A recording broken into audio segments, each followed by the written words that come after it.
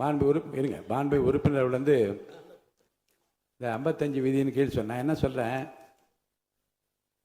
இந்த விதி அந்த விதி என்று இல்லாமல் நீங்கள் சொல்லுகிற இந்த கருத்தை எப்போது வேணும், காலையில் வந்தவுடனே இந்த 55 விதியின் கீழே கவன ஈர்ப்பு தீர்மானம் கொடுக்கிறேன் என்று அவசரப்படுத்தாமல் இதே இப்போ பாருங்க, இப்போ நீங்கள் பேசுனீங்க, உங்களுக்கு நேரம் கொடுக்கப்பட்டது, அந்த நேரத்தில் பயன்படுத்தி அதை உங்கள் கோரிக்கையை வைத்தீர்கள். இப்படி உங்களுக்கு என்று வாய்ப்பு தருகிற போது அந்த பிரச்சனையை சொல்லுங்கள், தகுந்த விதத்தில் பதில் சொல்வா என்று தான் நான் காலையிலிருந்து சொல்லிக் கொண்டிருக்கிறேன். அடுத்து நீங்கள் உறுப்பினர் நீங்கள் பேச முடியும், இருங்க நான் கேட்டுருங்க. உங்களுடைய உறுப்பினருக்கு பேச வாய்ப்பு இருக்கிறது, பேசுகிற போது தான் பேச முடியுமே தவிர இந்த பிரச்சனை குறித்து விவாதத்துக்கு இடமில்லை. மாண்புமிகு அமைச்சர் ஊரக வளர்ச்சித்துறை மற்றும் நீர்வளத்துறை அமைச்சர் அவர்கள் விளக்கம் அளிப்பார்கள்.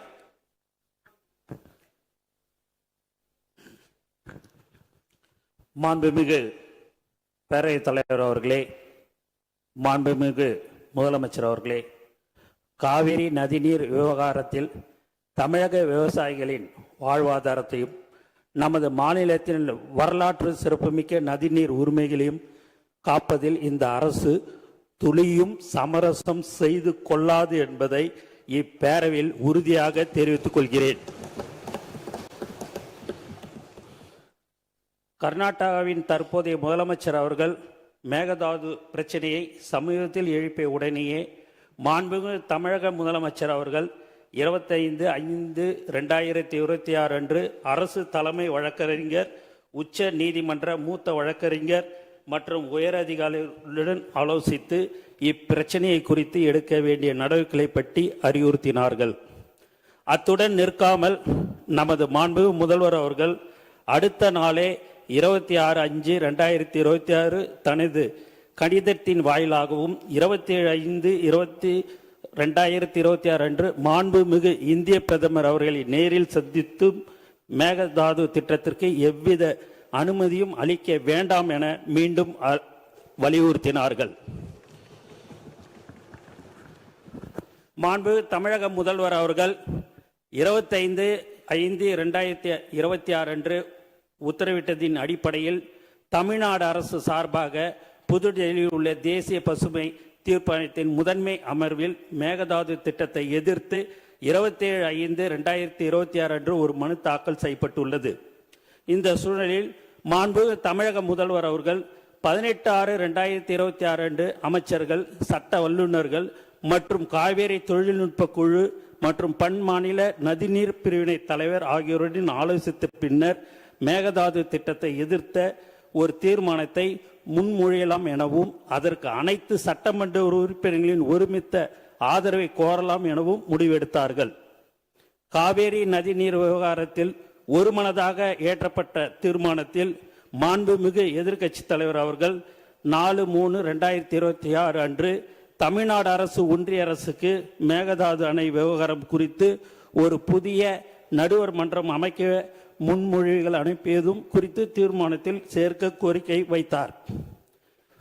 அதன்படி இப்பேரவையில் 19/6/2026 அன்று நடுவர் மன்றம் அமைக்குமாறு வலியுறுத்தி ஒருமனதாக தீர்மானம் நிறைவேற்றப்பட்டு அதன் நகலை அன்றே தனது நேர்முக கடிதம் வாயிலாக மாண்புமிகு முதல்வர் அவர்கள் மாண்புமிகு இந்திய பிரதமர் அவர்களுக்கு அனுப்பியுள்ளார்கள் என்பதை குறிப்பிட விரும்புகிறேன்.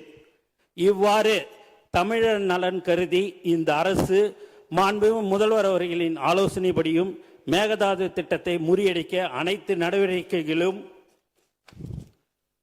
தொடர்ந்து எடுத்து வருகிறது. ஆனால் சிலர் நடுவர் மன்றம் அமைக்குமாறு கோருவது சரியான அணுகுமுறை அல்ல என கருதுகின்றனர்.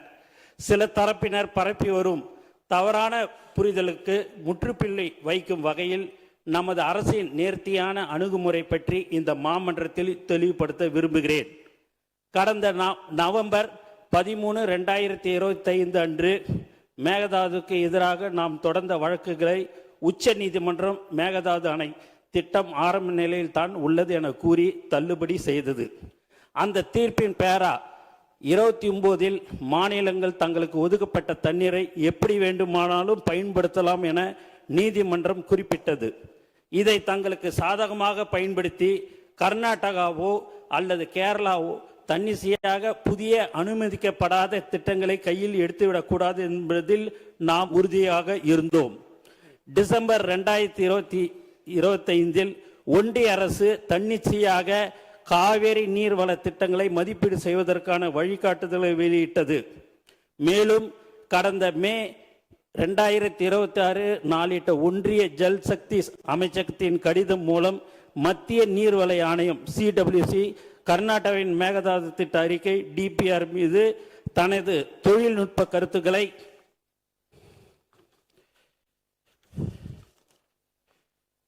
வழங்கி அடுத்த கட்ட நகர்வுக்கு காத்திருப்பது அம்பலமாகியுள்ளது. இருப்பினும் இந்த வழிகாட்டுதல்களை கடுமையாக எதிர்த்தும் தமிழ்நாடு அரசு 9/6/2026 அன்று ஒரு கடிதம் எழுதியுள்ளது. இந்த சூழ்நிலையின் தீர்வை கருத்தில் கொண்டு ஏற்கனவே குறிப்பிட்டவாறு நமது மாண்புமிகு முதலமைச்சர் அவர்கள் அண்மையில் 27/5/2026 மாண்புமிகு இந்திய பிரதமர் அவர்களை நேரில் சந்தித்து மேகதாது அணை விவகாரம் குறித்த தமிழ்நாட்டின் நியாயமான கவலைகளை குறிப்பிட்டு கோரிக்கை மனு சமர்ப்பித்துள்ளார்கள்.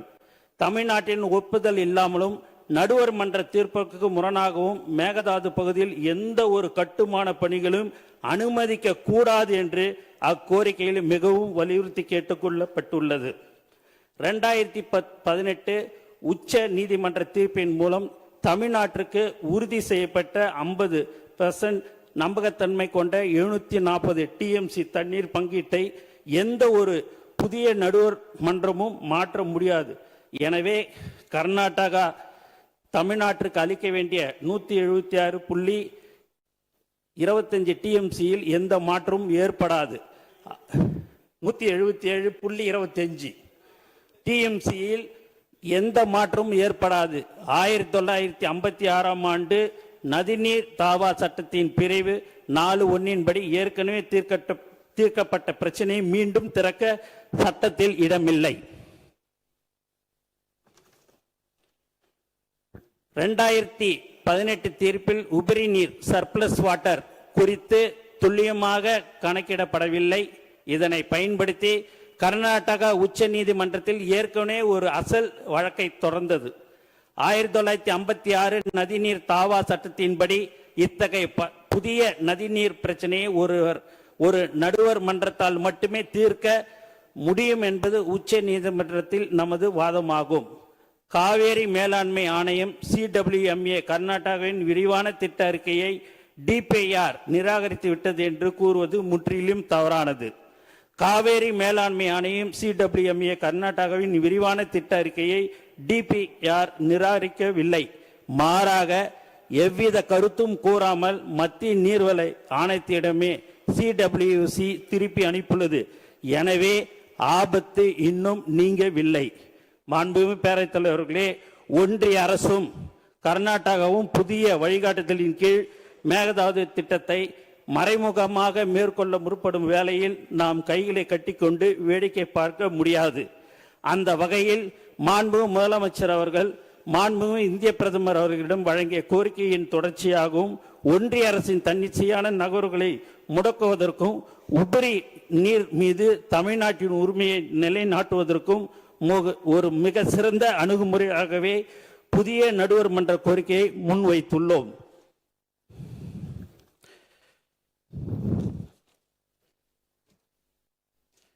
புதிய நடுவர் மன்றம் அமைவதால் தமிழ்நாட்டிற்கு எந்தவித பாதிப்பும் ஏற்படாது என்பதை இப்பேரவைக்கு மிக உறுதியுடன் தெரிவித்துக் கொள்கிறேன். நன்றி.